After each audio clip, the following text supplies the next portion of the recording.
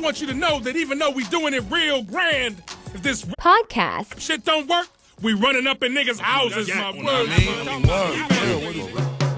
Welcome back to the Red Clay podcast. This is your host, Dana. Oh, this is Michael White. What are we doing? You forgot your name? Yeah, I did. I forgot what we was doing. I forgot That's that was, crazy. You know what I'm saying? Whole production in here. That's Yeah, crazy. no whole production, yeah. And, you know, round two, back to back. We back with our... This is your third, but back to back because there was a... No, it's all right. It's all right, G. The numbers get you. No. Yeah. I was in that remedial math class. So. Yeah, you know what? It shows up. It shows up here. This nigga forgot his name. Listen. Compliment and right after, bring you back down. I was in school suspension for a reason, nigga. Me too. Yeah, you know what I'm saying? No, you didn't have to tell us that. We believe it. Yeah, no, I know. Yeah. The light skin shit again.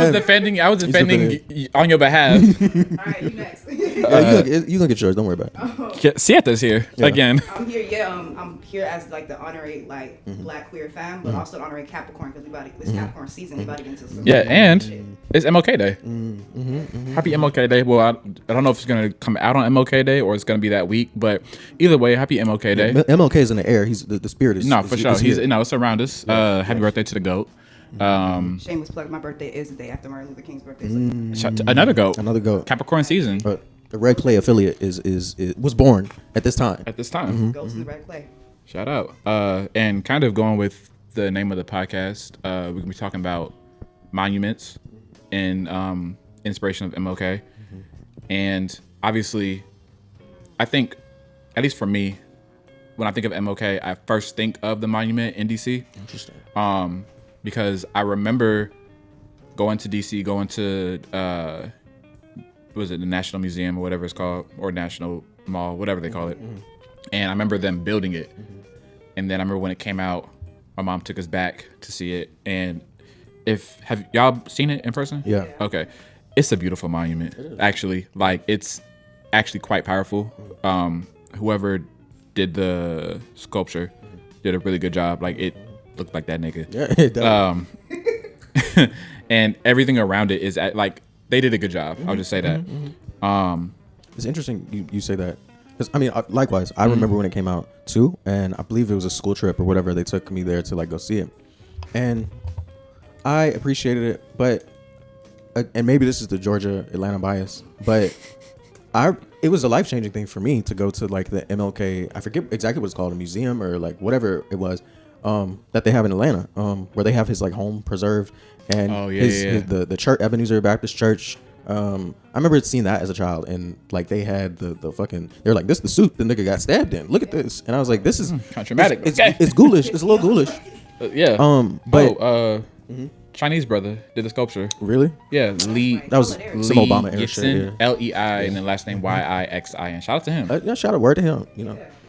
Black and yellow, black and, you know. Wow. Is that where you was? Well, nah. You on your own with that. That's crazy. My fault. With Rush Hour. My fault. No, yeah. Shout out to Rush Hour. What a great racist movie. They making a fourth because of Trump. A fourth one? That's what they said. They approved all three of the ones before. I mean, I guess. I mean, Trump did. Trump was like, I want a fourth one, and they're like, okay, we making a fourth one. I don't know. Are you making this up? No, I'm not. This was like in December. Like Trump came out and he like tweeted or something like that. He was like, I want another Rush Hour. And then Paramount Pictures or whoever the fuck is in charge of it, they were like, yeah, we're gonna make a fourth Rush Hour. This nigga not lying. You see what I'm talking about? Wow. He in black and Chinese. I don't like that. Yeah. I don't like that. But that's the thing. I don't think they can. I'm gonna watch it in protest and then do a video essay afterwards. If you want the bootleg link when it drop, I got you. You know what? I'm not watching it. I'm supporting small businesses. They're gonna get DC Young Fly and Aquafina to do it this time around. That's a lie. That's a lie. That's what I'm. Insider scoop. That's what I think. If y'all can see, That's what I he's think. not looking me in the eye. That's what I That's a think. lie. That's He's looking at everything but me. That's a lie. Because who else is gonna play it? You know what I'm saying? Jackie Chan's not gonna agree to it. Chris Tucker, he went in Epstein files. He ain't gonna show up. You know. But you know what? This is the Epstein, you know what I'm saying, presidency. So you know. Anyways, we sidetracked, but like. Back to MLK. Back to MLK. And his monument. Yes. Mike, I felt like you probably have the most politically charged thoughts on this of kind of immortalizing people, especially like political figures, commodifying political figures. What do you think about that? Can you honor someone without sanitizing them, or does the memory of them kind of tint what we think about them? Yeah, I don't know. It's a good question. I think theoretically it's like possible. Okay. They will co-opt anything, right? They will do their best at doing that. It's a miracle they haven't co-opted like Fanon or the Panthers or BLA or anything like that. But like just the fact that They meaning like the American government? yeah, the American Okay. government, American public, white hegemony, all the thems. How non-binary have you?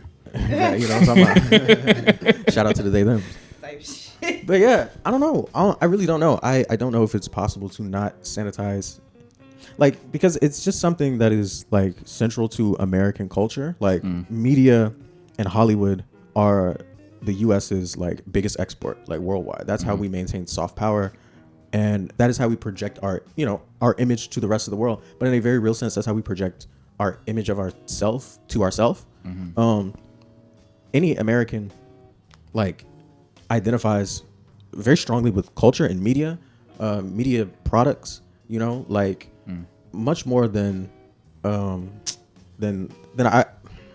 haven't been out of the country, but the things that I hear from people that are not, based in the US, they say something like along those lines. Because the US is fucking 200 years old, right? Like the world outside of here is fucking 400, 600,000, they have cultures that like predate this entire country, right? Right.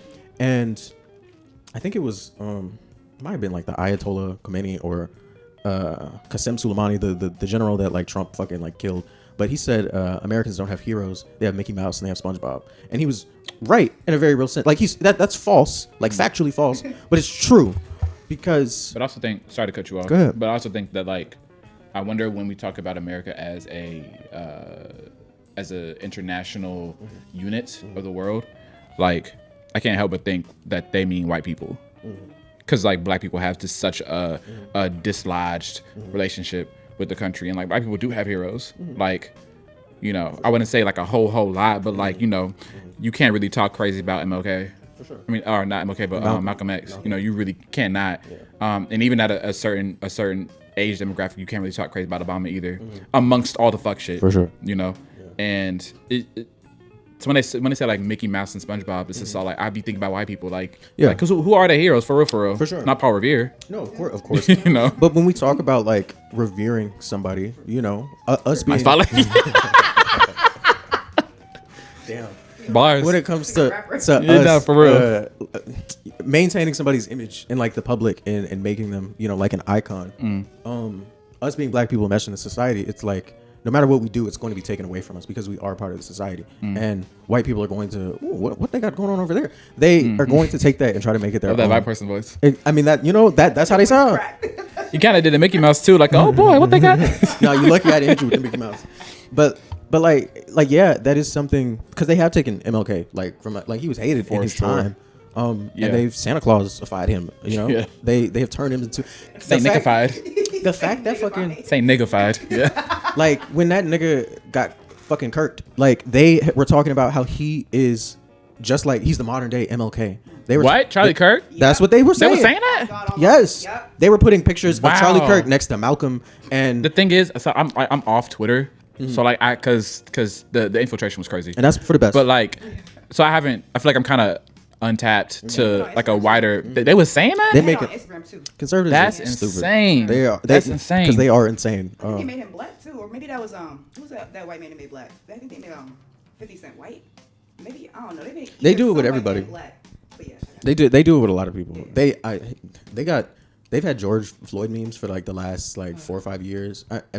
I've seen white versions of George Floyd. I've seen robot versions of George Floyd. They're insane. Twitter is a horrid place, even before Elon Musk took over. No, you're right. But like, yeah. I mean, when we talk about like an icon being taken away from us and being given to like because that's like the whole when we talk about artists, the conversation about like crossing over and having mainstream appeal is about making yourself palatable to white people. Right.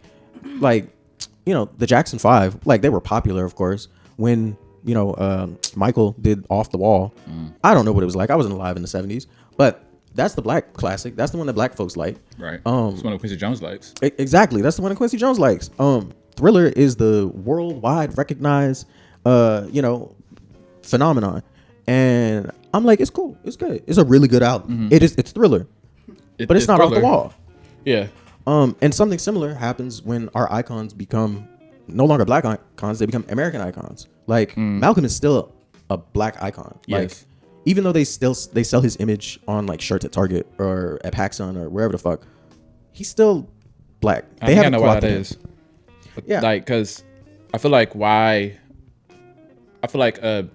would say a large swath of white people kind of have respect for Malcolm, even though they don't revere him in the same way as MLK, for a distinct reason. It's because like Malcolm's story is very American, like it very much so gives from the bottom up, like, and Americans love that. They love a linear, like you was in squalor and then you kind of raised yourself to this thing. And even though they might not necessarily agree with the means of which you did it, they love that story, which is why they love like gangster films, which is why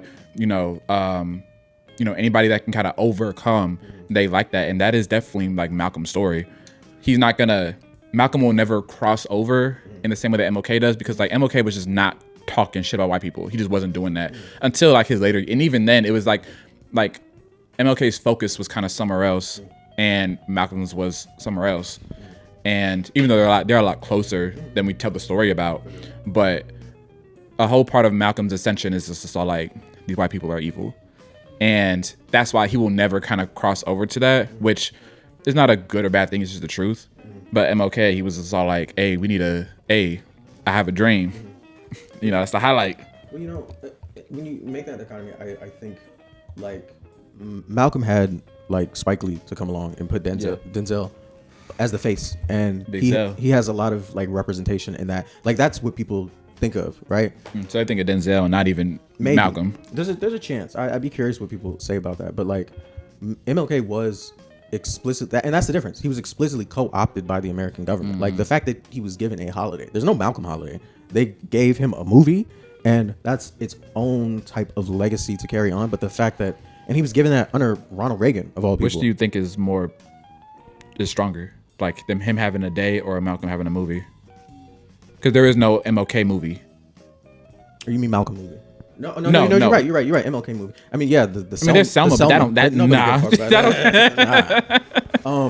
And I was hoping because it ain't called MLK. It's called Selma. It's called Selma. Yeah, I was hoping actually that was gonna be because I remember when it came out, I was really excited for that. Not really excited. Let me calm down. I was excited to see what they were gonna do with that. Because the nigga they got, the little African man, he looked like the little African man. I forget what his name is. David. Oh, Yellow. Yeah, exactly. He knew what I was talking about. But why'd you? Huh? What was his name again? David Oyelowo. That's a little African man, ain't it? So yes, he is African, but why are you putting little in front of it? Because he's like 5'6". You don't even know that. You're right. Yeah. I'm about to look it up though, because tell me I'm wrong. First of all, let me spell his name correctly. There we go. He's British. Oh. Okay. British African man. Height. It does not say. Okay. So we agree to disagree. But it does. The next link is how tall is David DeVito? David DeVito. Who the fuck is David DeVito? Yeah. Oh no, I found it. He's 5'10". 5'10". He's not little. I mean, right. ask your average woman maybe, but like, yeah, I know. He's above average for a man. We're gonna cut that out. But anyways, You gotta edit to the big dog. Yeah, exactly. Yeah, agree to this. We gotta change the perception of African. Average size. Little African man. You right. Or how about we You're just say African man? You're right. My fault. Yeah, but we gotta put the big on it because you know how Trump be like, oh, America's strong, big strong. You know, like so we gotta do this kayfabe. Big David Oyelowo. And he, big dog. Big dog, big British man. And he is Nigerian, so Nigeria, the giant of Africa. Yeah. Giant Nigerian African man. British. Type shit. Intelligence. Anyways, Actor. back to the it's engineer. There's something to be said about it being like an official sanctified American holiday. That tells me that there's like more propagandizing going on there. Because they don't quote Malcolm. No. They quote MLK. They could probably find a way to do it. Anybody can be co-opted. I feel like I thoroughly believe like anybody They could co-opt by any means necessary. They could definitely co-opt that. For sure. And I think maybe that's the difference. Like the fact that like it was a black movie made by a black director, funded by black people. You know, the black celebrities. Yeah. The black boule. It was for black people. You know what I'm saying? I haven't heard that in a long time. And it came out in the 90s too. And that was a very, very important. Like I I feel like it might have been the 60s or 70s, but I feel like that's when niggas adopted Kwanzaa, you know, in the 90s. I would agree. I don't know, but That you know, makes sense in my head. but yeah, that was like a very important time for like the aesthetics of, you know, Afrocentricity, you know, even though it was still a very anti-black time. I still, just the other day, what was it called? Old girl from Martin, Tanisha Arnold, she responded back to Ari Lennox about the anti-blackness in Martin. Did you ever see that? No, I didn't. I don't know. I don't remember exactly what Ari Lennox said. You might have to, if you know, but I think she was just like referencing like the colorism and how like but I don't know. I don't know specifically what Ari Lennox said. I just remember earlier in 2025, Ari Lennox either had a song or did an interview and was talking about colorism because people talk about her in a particular way, and then somehow they were referencing the jokes in Martin, and how they were colorist towards Pam, and because in all fairness, Pam was the fine one. Dead ass. And Am I a little biased based on my dating history? Possibly. No, it's facts. It's facts. We It's need more objective. propaganda. We need more. of it. But it was actually an interesting conversation because Tanisha Arnold, she went on like somebody's podcast and she was talking about, well, she gave her Tashina. She gave her perspective, and I don't know. She was, you'd have to watch it for yourself. But basically, she was kind of just like, you know, I never took it any kind of way. She said when she applied for the role, the jokes were tailored toward like a fat girl. And the fact that they changed it to, she like, it's even in the way she describes it. The jokes were tailored towards a fat girl, but you know, she was like thin, so the jokes didn't hit. So they made them dark jokes, dark skin jokes, and you know. I think on that point, I think that like, I do think that Tashina's comments on that are genuine. Like I do feel that she feels how she feels, Sure. But it's kind of like that. I feel like we talked about it in the last episode or two or whatever about once you release something, like the impact is not up to you anymore, and it's kind of like it lives as something else. Yeah. But I think that it's that idea of, I don't think that the pressure of representation should be on an individual creator, because you know you can only tell your story from your perspective. Like I'm not gonna go to an Asian nigga, you know, and be like, hey, why aren't you talking about niggas? Because it's just like I'm not black, and it's just like why would I expect that? Yeah. But industry should get the brunt of it, and it's just like, you know, because if you look at Martin, which classic show, it looked crazy. Yeah. Like always got something crazy to say to Pam, light-skinned girlfriend, and it's just like, while everybody in that show is getting joked on, it optically it looks bad, and it is kind of another tally mark amongst all the other like anti-black, like dark skin, especially women kind of media. Yeah. Even if like, let's say everybody on Martin, we know this wasn't the case, but let's say everybody on Martin was like the wokest you could ever possibly be, and they knew about colorism back in the 90s, right? And behind the scenes and in the writing room, everybody was like, these are good jokes to make, these are fine, like we don't feel no type of way about it. Right. Just to your point about what you said, once it's out in the air, it's no longer yours, and it doesn't matter what the intention was, but once it's received by other people who have a different perspective and have a different like set of like politics and understandings of social dynamics and shit like that, they're gonna use that. They're gonna take that to school, and they're gonna use the same joke about the naps that Pam had in her head on the little black girl that, you know, is standing in front of him in line or whatever the case may be. Right? I mean, look at Proud Family. Exactly. Like, you know, y'all know, so y'all seen the Proud Family, obviously. I know. I wasn't a big Disney person. But yeah. You know the character Dejanay? Yeah. Is that the blonde girl? Yeah. Okay. Okay. Do you know what her original name was? Delinquenita. Damn. I'm not bullshit. Like, it was that. Who made that show? A black guy. It's black folks that made the show. Yeah. I'm just the creativity in both of the names pissed me off. Because I'm like, you could put that energy towards a different Towards something else, yeah. Because that is a hard name. That'll stick for somebody. Can But you like run He run delinquent. Delinquenita. And this is all like, so it's kind of like there is that, and his the guy who made it, he was asked about it like by somebody on YouTube that was interviewing him, and his defense of it was that if you create some type of show where it's all black people, then the jokes are now non-racial, they're just jokes. And so it gives you the space to joke about any and everything because the racial component is stripped away. And that's kind of like, I feel like they probably had that overhead thought when making Martin. And it's like, these aren't black jokes. These are just jokes with a black context around it. But you still can't deny that it's like, this look kind of crazy because, you know what I mean? Because growing up, light-skinned girls were not getting these types of like vitriolic jokes. Like I'm sure niggas was watching Martin and could not wait to go to school the next day to drawn on anybody that whatever, Whoever. you know. Yeah. So And it's like they're not releasing the episodes on like something like that was equivalent to Nebula TV back then. It's like you getting money from like a white corporation. Yeah. Like, we in the same room with all black people making the jokes. It's like who's funding that for you to put it out and who's consuming in mass. You know? So it's like the audience becomes the room. The audience as well joins the room as well. It's like the corporation funding it. but I will say I don't think that it's as bad as something like a like them Zeus Network niggas, because they are like that. When you talk about CIA psyop, it's them. Because what are you doing right now? Facing Krishan, like that was like yeah. Oh yeah. Exactly. Yeah. I think like that kind of goes into you talk about like people like Martin or the nigga that made the Proud Family. Like, sorry, I don't know his name. We talk about like their legacy and how much of it did they have a hand in building, and is do you actually have a hand in building your own legacy, or is that something that outside forces kind of shape afterward? You know. Yeah. God willing, you're able to shape it. But I mean, there's been so much like even like there's been counter narratives that are trying to be positive about MLK, because the dichotomy for all of my life, every single fucking place I've been to, niggas have been Bruce like, W. Smith created Proud Family. shout out to him. But every time I've ever heard anybody mention MLK growing up, it's been I'm more Malcolm than I am Martin. You know, That's like nigga, you neither. yeah, exactly, literally. Nigger.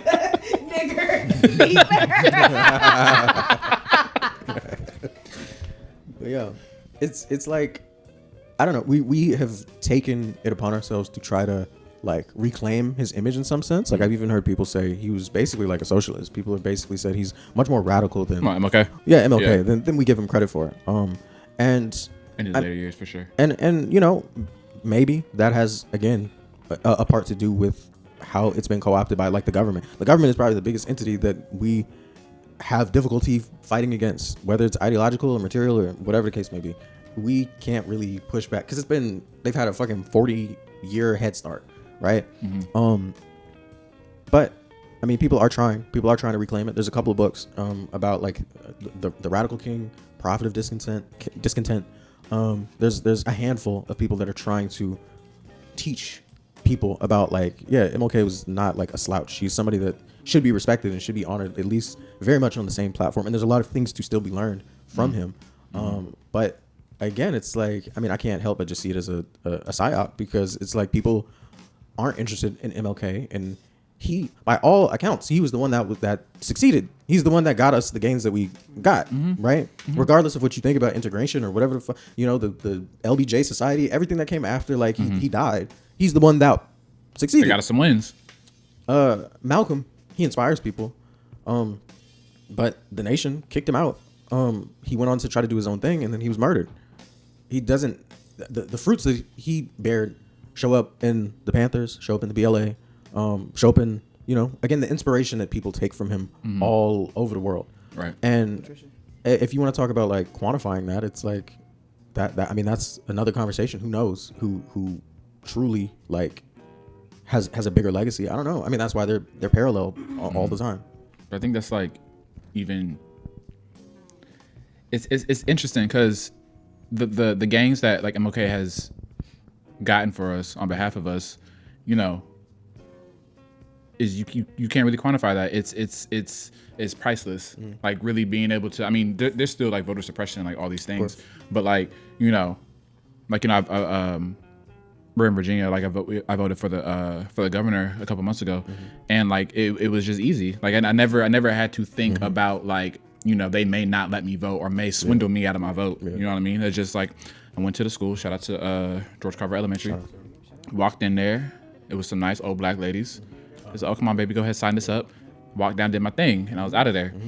And while I think that like as someone who like definitely like respects Malcolm, and like I get a lot of my kind of like base form of like politics from him as a whole, people treat him more as like a figurehead than like a political ideological base, because niggas did not read that book, because that book was 450 pages and it was dense and it was not an easy read, and niggas didn't read it, and if they did, they read halfway through. And so it's like, and you know, no one read Malcolm's books, I mean MLK's books, but you still benefit from like what he did, and like, can you really say the same about Malcolm materially? You know, I mean, we need both. We need the material gains, and then again, what we were talking about how the people need inspiration. People are always inspired by Malcolm, and people know that it's possible because Martin did it, and For sure. you know that both those things have their place. But yeah, I don't know. What do you think, Sieta? Ask your question again. Like, the base question was about legacy. Is it something that you build yourself, or does it get built around you after you're gone? Okay, I thought you were asking me this question that you just finished asking. What am I going to respond to? But with legacy, I mean, to an extent, I guess the powers of media, they're always going to have like the last say. Like, you know, like whoever like lasts longer, you have more power. Oh, excuse me. Whoever has more power than you will be able to write the story at the end of the day. The part where I say like to an extent is like the things that you do, whatever way the like state can use it to push their message is how they will use it to like after the point you pass on. And so with like, you know, MLK, in a sense, like his actions did determine his legacy because him taking, or same thing with Malcolm, them taking the stances that they did created the mechanism for the like state to come in and like change up some things in order to like benefit from it. Not to say like that was their plan or like what they wanted to do, but if there was something different happening, maybe that wouldn't be the same outcome. And so I think, especially when you like leave the earth, I think that certain things just like leave your hands. Like there are certain things that you can no longer have dominance over, control over, when it comes to like your voice and your image.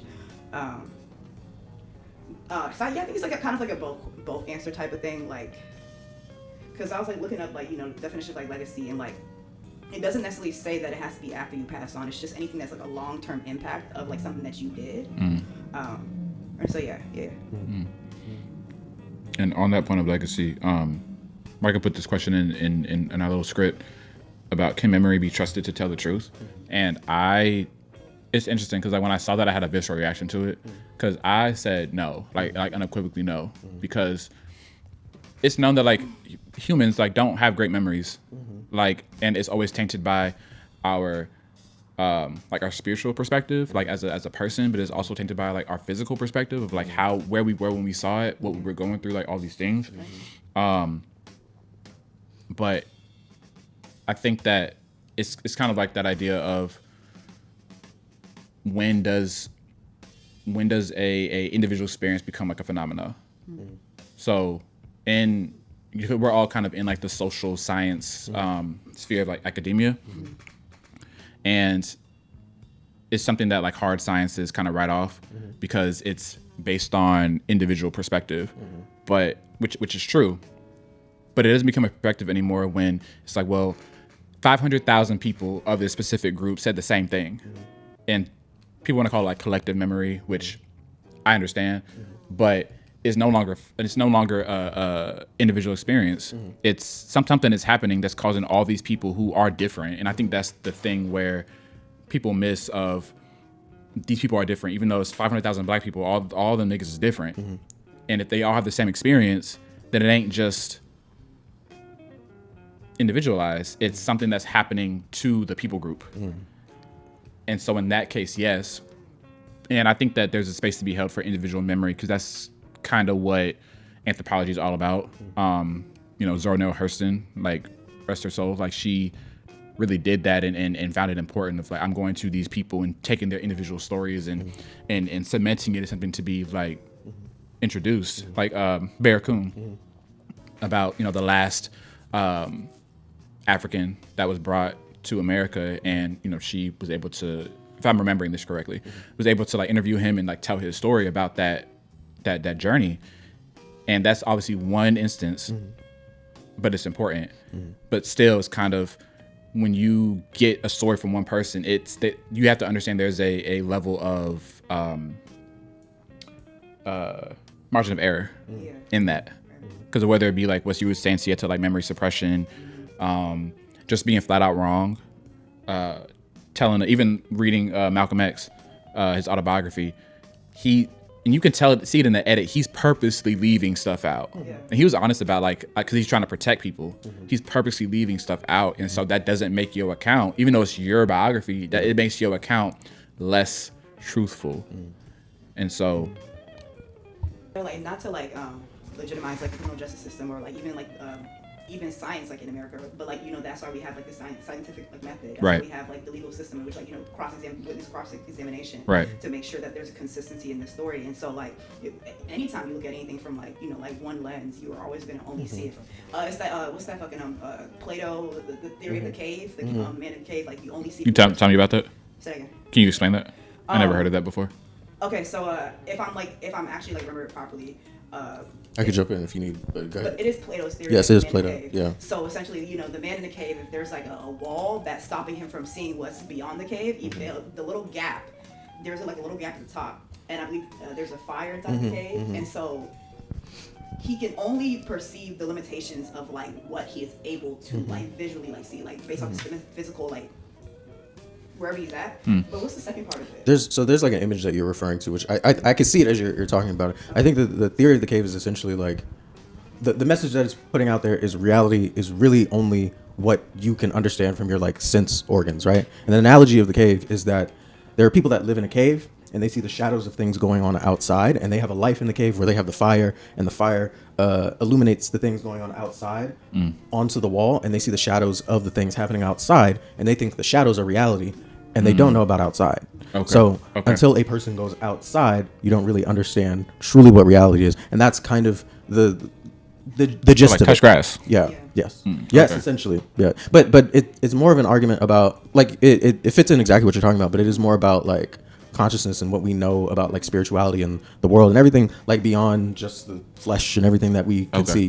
They talk about how like animals can see fucking thousands of different colors that we can't see, and it's about like, again, to your point about memory, is that real? Does it matter if we can't perceive it? And I'll just add this because I want you to continue, but to build off of your point, it's like every like qualitative change, every change that transforms into a different form is done by a quantitative change, by like measurements in increments of like 1, 2, 3. So you get, if you talk about water changing from a solid to a liquid, you change the temperature from 1 to 2 to 3 to the boiling point, and it's each thing counts, each thing matters until a thing is transformed and changes form entirely. And that's just how progress happens. That's how things are changed. And in a real sense, that's why the individual memory matters.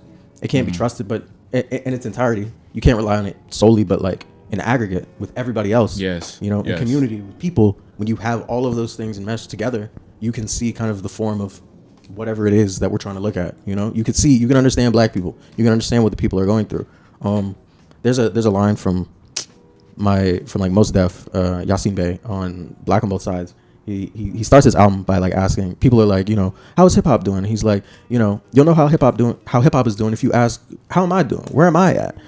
Because we are hip hop. We are the people. We are the thing that pushes everything forward. If you know how you're doing, then you know how hip hop is doing. You know how Black people are doing. You know how X, Y, and Z are doing. And that continues, it speaks to community, because you need all of those things overlaid on top of each other, Which I think is that hip hop part in like community, which I think is interesting of how where hip hop is now. This is like an aside, For sure. but like how hip hop is now, not now, but I was saying like in the last 10 years where it kind of shifted into like the rappers are the users. For sure.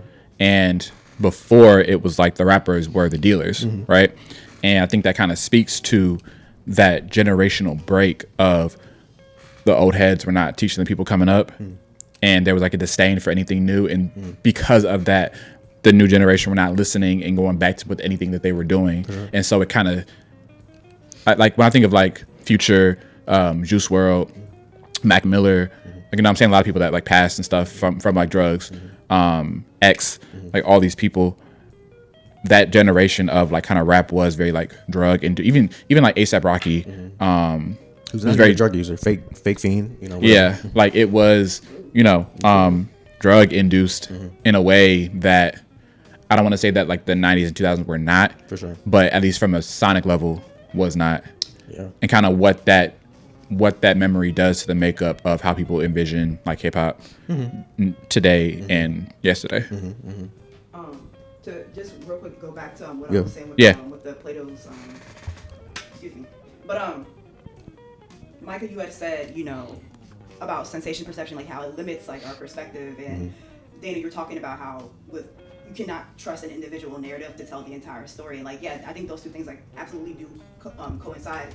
because with memory, it's all like what you were saying. It's influenced by the physical state you are, but also the spiritual state. And so it reminded me of a conversation I had with my friend last night about how I'm actually happy that there are some things I don't remember properly or I don't remember at all, because if I was conscious of like how many things have impacted me to this day, I don't know if I would still be sane. Okay. That's real. And some things like humans are not meant to like experience like in their complete full raw form, because I'm like, you know, if you look at like, if we talk about truth with a capital T, can we hold up to that in a way where we don't crumble? Like, is it like the truth is kind of like the sun and like we start to disintegrate in it, right. we become, you know? And I think that like there's so many things that human beings do create from our minds to soften reality. And I'm not making this allusion to say religion is like a way of softening reality, but I do think like all the things like how we invest into religion, how we invest into this veneration within religion to cope with the realities of the world. You know, even because my friend is also like comes from like Orthodox Christian background, and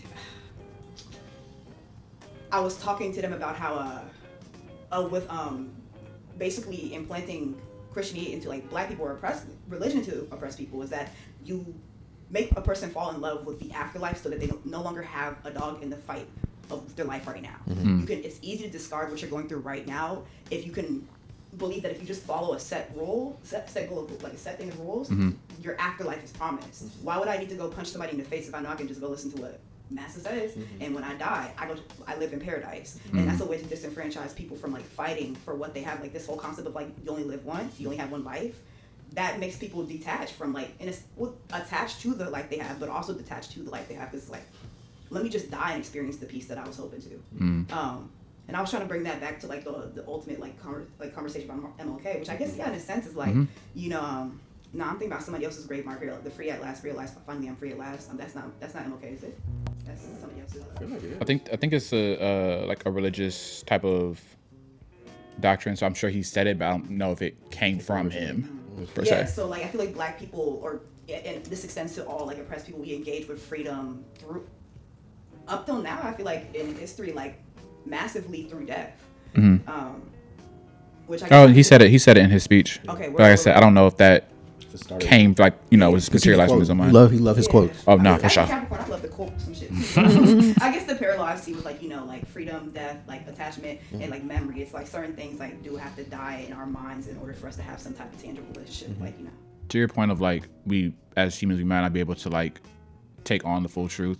I think that kind of goes back to MLK and Malcolm because they and their respective religious faiths, because I feel like their devotion to their faith, I think they both had like a break in psychosis based on being confronted with the truth.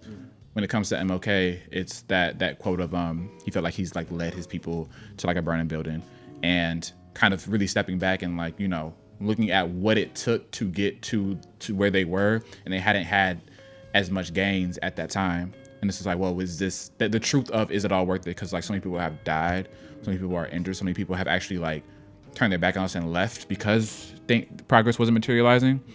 That was it for MLK. And then for Malcolm was the break from the nation and going to like the Sunni sect of like, hey, our faith says to do this, Y, and Z, and the person I look up to the most is doing the opposite. Yeah. And that kind of broke him spiritually, but it kind of goes back to that. I feel like it doesn't get talked about enough. A little bit more MLK, not so much Malcolm, but that their strides to what they were trying to do, which was the same goal of like liberation, but like it's still rooted like in love. Like MLK cared about what he was doing to his followers because of love. Malcolm cared about breaking from these because of love.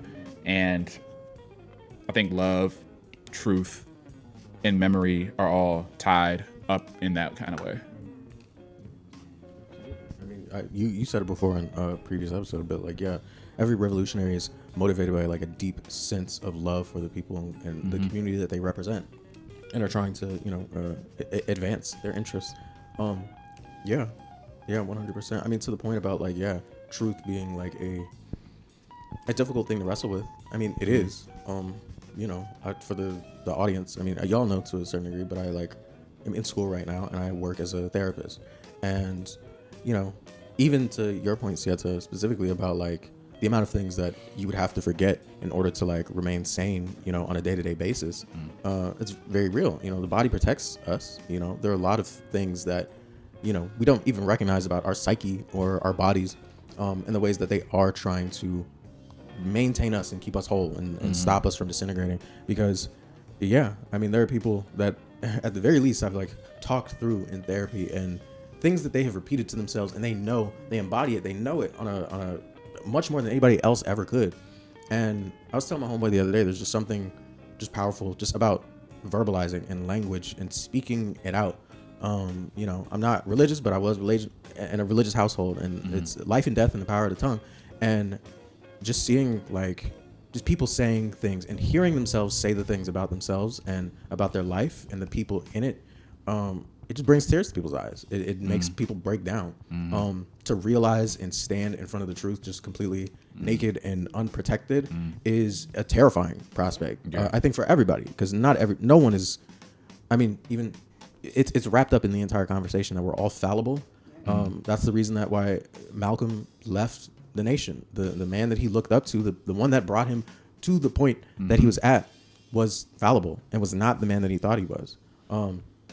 I forget what exactly your point was about Martin, but it was a similar thing about it not being infallible. And just seeing that, demoralizes you, and it's enough to make anybody want to walk away. Like you said, the people didn't see the material gains as soon as they thought or hoped or maybe were promised, and it was enough for people to walk away. The truth is always crushing. Always going to be crushing. It's kind of like that. Was it Tom Cruise in that movie? Like, you can't handle the truth. Yeah. That nigga won't lying. Things in pop culture, like the less I know the better. Yeah. It's a cold, harsh world, and we are terror managing in some real sense. Like religion, drugs, sex, whatever it is that people find you a vice. Did you come up with that on top of your head, or is that a terror management? Is a theory that people talk about like how people try to approach death and try to manage death. Believe it or not, death has been a thing I've been very interested in for quite some time. Oh, yeah. I didn't realize. Yeah. I'm sure you can see it, but I spent a lot of time listening to a bunch of stuff. We can talk about that later. But yeah, terror management is a theory. Terror management? Terror management. How is that practiced? It's not a practice, but it is a umbrella sort of theory that describes just that people have certain ways of coping with the reality of death. So there's different ways, like I said, drugs, sex, vice, whatever vice it is that religion, people throw themselves into something.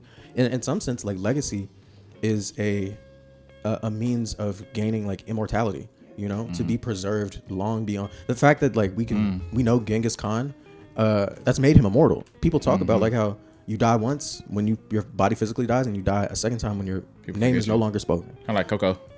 Seen that movie? Oh yeah. Oh yes. Yeah, we don't talk about Bruno. Different movie. My fault. You're right. Coco was the bird. Yeah. No. That's Rio. But see, memory. There you go. Yeah. Memory. Yeah.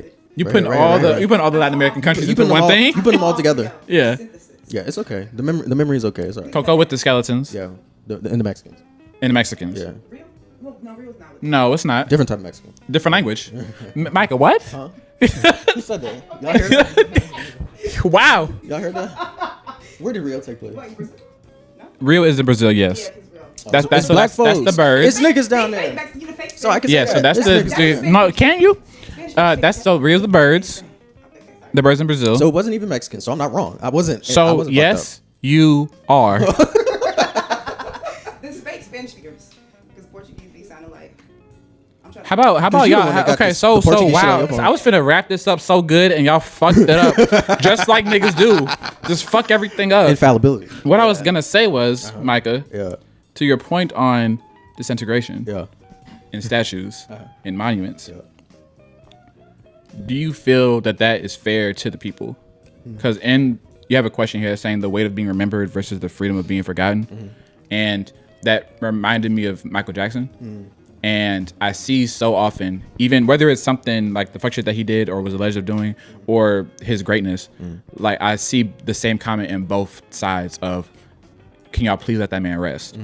And now they're coming out with a biopic of him with one of his like great nephews or some shit like that. Yeah. But it reminds me, like, is this sense of memory like a burden on the dead? And is it fair to echo their lives when, one, they can't reap any benefits from it or their estate or whatever, and two, they're not here to defend themselves and add context to why they did what they did when they did it? Because I thought of Michael Jackson, and I was like he's been under the public gaze for his entire life since he was 5 years old. child. And he died at like 55 or something like that. Yeah. And so for his whole life, when we think about someone like Fred Hampton, who died at 21, you know, the life that we remember of him is such a small fraction of, I mean, granted, he didn't live long. He was 21 when he was murdered. Yeah. But the thing that we talk about is such a small fraction of his life. And that's probably not how people that know him think of him. Exactly. They know him in totality. Tupac and Biggie.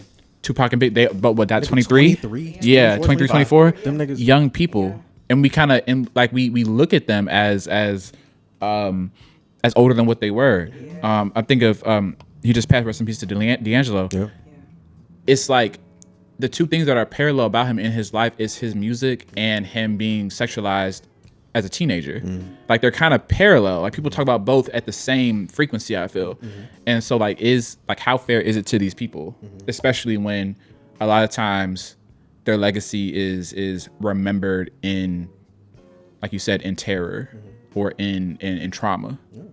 It's not fair. It's just point blank, period. It's not fair. It's not fair to them at all, because they deserve to have rest, to be remembered in the way that they were in their totality. And, you know, I don't know, even non-famous people, you know, are still not, because you go to a nigga funeral and they making up all the shit about him. They gonna say all the good things. And ain't nobody gonna talk about how much money he owed and how many people he done cheated on with and X, Y, and Z. You know, people do things to preserve other people's memory, and maybe that's just a part of grieving. On a large evolutionary scale, it's like, I don't know that we necessarily had people that had this much visibility.